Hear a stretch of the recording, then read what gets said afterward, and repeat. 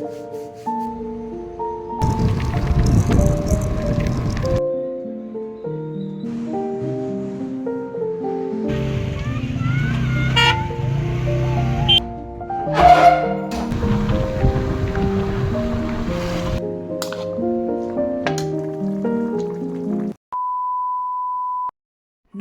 সবাইকে, ওয়ান্ডার মহুয়ার নতুন একটি ভিডিওতে সকলকে স্বাগত। আজকে বুধবার আর এখন আমি সকালের ব্রেকফাস্টটা রেডি করছি। আজকে সকালে আমি ব্রেকফাস্টে রুটি বানাচ্ছি।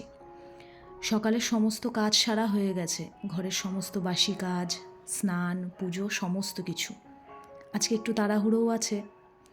আজ এদিকে ব্রেকফাস্টটা করে যদি হাতে সময় পাই রান্নাটাও করে আজ যাব ডোডোর স্কুল। আমার তো প্রত্যেক দিনের ব্রেকফাস্টটা ওই সকাল 7টার মধ্যেই হয়ে যায়। শুধু যেদিনকে রুটি বানাই, রুটির সবজিটা তো সকালেই বানানো হয়ে যায়, শুধু রুটিটা যখন আমরা খাই তখনই গরম গরম বানিয়ে নিই। সবজিতে আজকে আমি বানিয়েছিলাম কুমড়ো আলু পেঁয়াজ দিয়ে ভাজা। এটা ডোডো খেতে ভীষণ ভালোবাসে। বিশেষ করে কুমড়োটা যদি একটু মিষ্টি হয় তাহলে এই ভাজাটা খেতে আরও বেশি ভালো লাগে। তো আমিও রুটি নিয়ে নিলাম ভাজা, আর তার সঙ্গে ডিম সেদ্ধ। এই হলো আজকে আমার ব্রেকফাস্ট। অজয় সকালে ঘুম থেকে উঠেই বেরিয়েছিল একটা কাজে, ও এখন এসে পড়েছে, ওকেও ব্রেকফাস্ট দিয়ে দিলাম আর আমিও বসে পড়লাম। ব্রেকফাস্টটা করেই রান্নার যতটুকু পারবো ভাবছি গুছিয়ে নেব। যদিও আজকে রান্নার সেরকম চাপ নেই, কিন্তু তবুও যতটা গুছিয়ে রেখে যেতে পারবো আমার সুবিধা হবে। যদি ধরুন স্কুল থেকে আসতে আমার একটু দেরিও হয়, তাই আমার যাতে কোনো তাড়াহুড়ো না লাগে। চলুন, আমি এখন আমার ড্রেসটাও পরে নিলাম। আর অজয় ব্রেকফাস্ট করে আবার বেরালো। ও বলল যখন আমি পুরোপুরি রেডি হয়ে যাব তখন যেন ওকে একটা আমি ফোন করি। আজকে ডোডোর স্কুলে 2-3টে দরকারি কাজ নিয়ে যাচ্ছি। জানি না কতটা সময় লাগবে, তাড়াতাড়িও হতে পারে বা দেরিও হয়ে যেতে পারে। তবে এই কাজগুলো নিয়ে যাওয়ার কথা অনেক দিন আগেই ছিল, কিন্তু অজয়ের কাজের এতটাই চাপ ছিল আমি যেতে পারিনি। কথাতেই আছে, তাড়াহুড়োর সময় দেখবেন হাতের কাছে কিচ্ছু পাওয়া যায় না। আর এখন আমি আমার চুলটা বাদ দিয়ে গিয়ে একটাও হেয়ার ব্যান্ড খুঁজে পাচ্ছি না। আমি এই বক্সটার মধ্যে আমার সমস্ত রকম চুলের ব্যান্ড, ক্রাঞ্চিজ, এই সমস্ত কিছু রাখি। সকালে স্নান করে উঠে স্কিন কেয়ার তো করতেই হয়, এখন যেহেতু শীতকাল। তবে এখন আমি যেহেতু সোয়েটার পরবো তাই আরেকটু হাতে ভালো করে লোশনটা অ্যাপ্লাই করে নিলাম। আর আমার এই শীতকালে খুব স্কিনটা তাড়াতাড়ি ড্রাই হয়ে যায়, যদিও আমার স্কিন প্রচণ্ড সেন্সিটিভ। তো চলুন, এখন আমি সোয়েটারটা পরে নিই। বাইরে প্রচণ্ড রোদ উঠেছে, পরার ইচ্ছা ছিল না, কিন্তু যেহেতু গাড়িতে যাব, স্কুটিতে যাব, তাই ঠান্ডা লাগতে পারে সেই ভেবেই পরা। আর ব্যাগে কয়েকটা দরকারি জিনিসপত্র সেগুলোও নিয়ে নিলাম। আর বাইরে কোথাও বেরানোর আগে আমার তো ম্যান্ডেটারি ঠাকুর প্রণাম করা। আমি যদি এখান থেকে বাজারও যাই তাও আমি ঠাকুর দর্শন করে তারপরই বেরাই। ওই বলতে পারেন এটা আমার একটা অভ্যেস আর কি। চলুন এখন বেরানো যাক। আমি অজয়কে ফোন করার আগে অজয় আমাকে ফোন করে বলল যে ও আসছে আর আমি যেন নিচে গিয়ে দাঁড়াই। একটু লেটও হয়ে গেল বেরাতে। ভেবেছিলাম 11:45 থেকে 11টার মধ্যে বেরিয়ে পড়ব, তবে আমরা আধ ঘন্টা লেট, মানে এখন প্রায় ওই 11:20-25 মতো বাজে। চলুন এখন নিচে যাই। আর যাওয়ার আগে আমার ঘরের চাবিটা আমি আমার শাশুড়ির ঘরেও দিয়ে এলাম। আর এই দেখুন, বেরিয়েই দেখি এখানে ব্রাউনি দাঁড়িয়ে আছে। ওর নাম ব্রাউনি। কয়েকদিন আগে ও গুরুতর জখম হয়েছিল, ওর পায়ে ভীষণ বাজেভাবে লেগেছিল।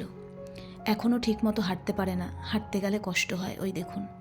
তবে আগের থাকতে অনেকটাই বেটার। তো যাই হোক, আমি তো নিচে দাঁড়িয়ে রয়েছি, এখনও অবধি অজয় আসেনি। ফোন করলাম, বলল এসে গেছে সামনেই। আমাদের এখান থেকে ডোডোর স্কুল বাসে করেও যাওয়া যায়, আবার অটো করেও যাওয়া যায়, কিন্তু আমি কখনো যাইনি। আমি যখনই স্কুলে যাই, সেটা মিটিং হোক বা যে কোনো কারণে, আমি অজয়ের সাথেই যাই। আর অজয়ের যদি খুব কাজের চাপ থাকে তাহলে আমি আমার দেওরের সাথেও চলে যাই।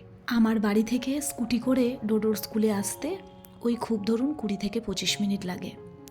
আর এই রাস্তাটা ক্রস করার পরেই আমার সবথেকে বেশি ভালো লাগে ডোডোর স্কুলের দুপাশে ভেড়ি। এখানে মাছের ভেড়ি আছে, মাছ চাষ হয়। এই দেখুন, অনেক বড় বড় ভেড়ি এখানে। দুপাশে আপনি তাকালেই শুধুমাত্র মাছের ভেড়ি দেখতে পাবেন। আর আরেকটু এগিয়ে গেলেই প্রত্যেক বছর এখানে ওই গুড় নিয়ে বসে, খেজুর গাছ থেকে টাটকা রস নিয়ে এখান থেকে গুড় বানায়। এই ডিসেম্বর মাস নাগাদ ওরা বসে যায়, আর আমি প্রত্যেক বছর এখান থেকে গুড় নিয়ে যাই।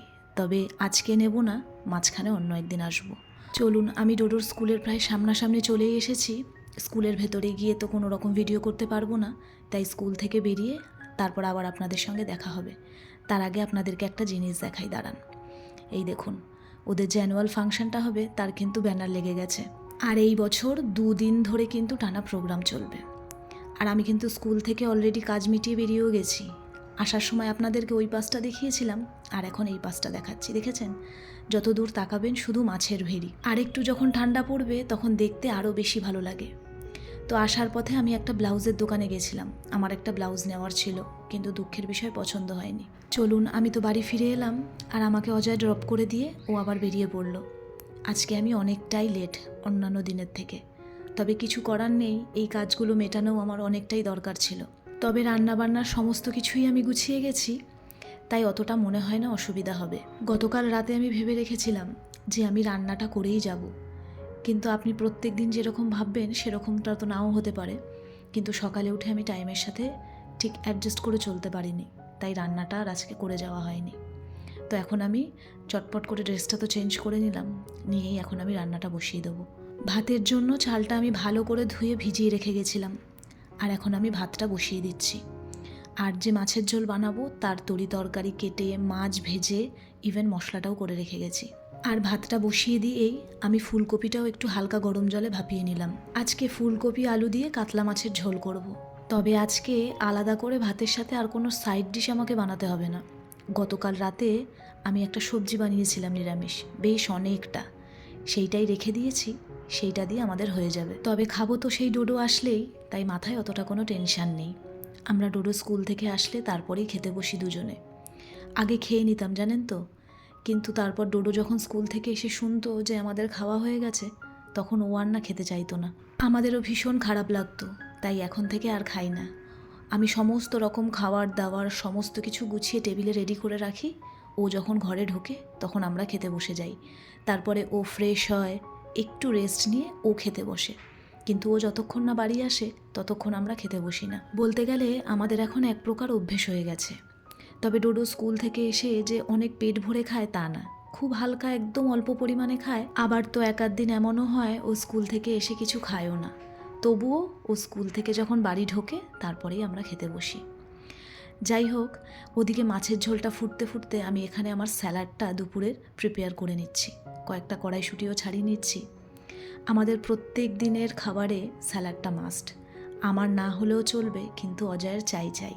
আর এই শীতকালে কিন্তু স্যালাডটা খেতে আরও বেশি ভালো লাগে, আর তার সাথে সাথে আমার বানাতেও দারুণ লাগে। কারণ এই শীতকালে কিন্তু স্যালাডের বাটিটা পুরো কালারফুল হয়ে যায়।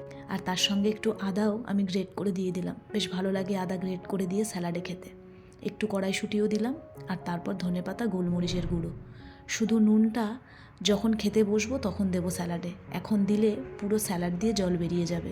আমার শাশুড়ি মাও স্যালাড খেতে ভীষণ ভালোবাসে, তাই প্রত্যেক দিন ওনাকেও স্যালাড দিয়ে আসি। আর এইদিকে স্যালাড প্রিপেয়ার করতে করতে আমার মাছের ঝোলটাও পুরোপুরি রেডি হয়ে গেছে।